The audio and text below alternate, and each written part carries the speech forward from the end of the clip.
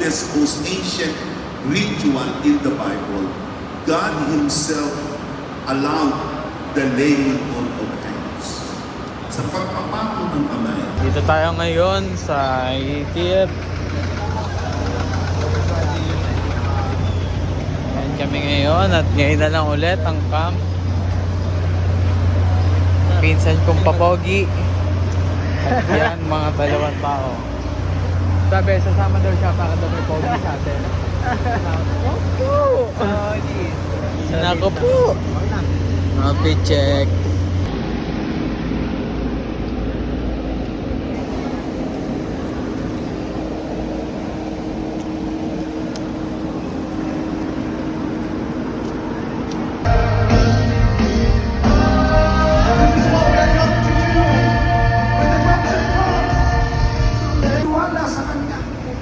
Sumasampalataya sa Kanya.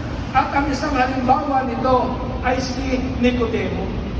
Isa sa mga saserdote, chapter 3, verse 2 ng John, ang sabi, ito rin ay napakusin niya, apostol, sa inyong lamang ako'y gayon, sapagkat ang tatak ng aking pagka-apostol ay kayo sa Panginoon. Sa loob ng iglesia loob. Hi guys! For today's vlog,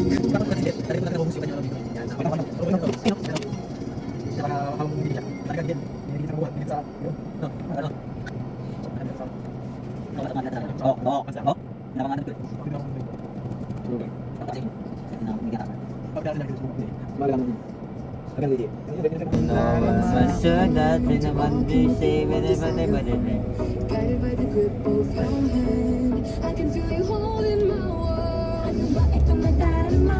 Ocean, sinuway, pag-ibig na. Totoo ba ang pinaguna? Just boy, it feels so good.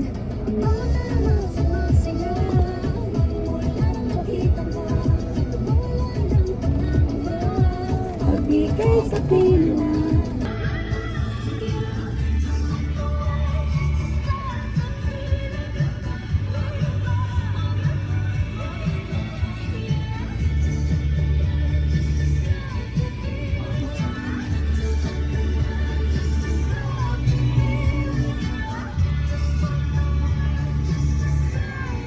Away, even when they are long gone, their legacy continues because it was done by faith.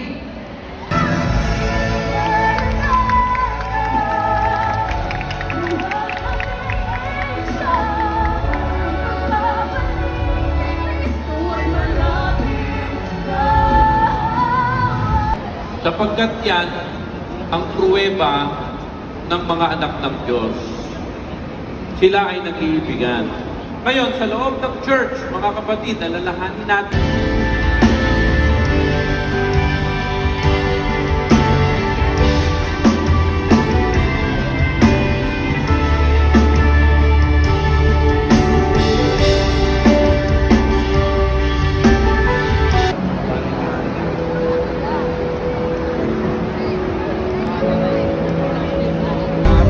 Upang mangyari ang dakilang planong ito.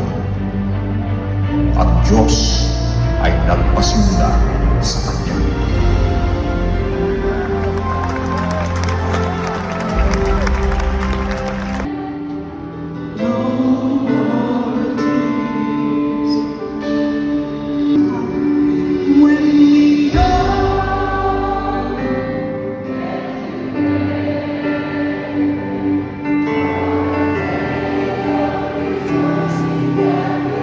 This is our faith. When we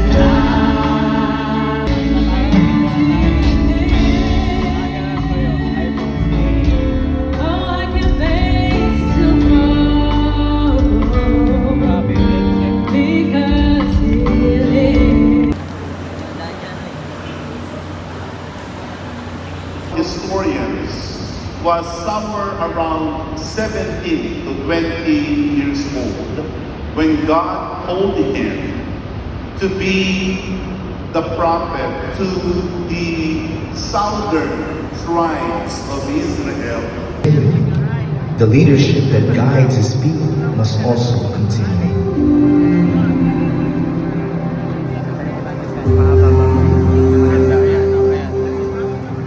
The ways of the early apostles, leading the first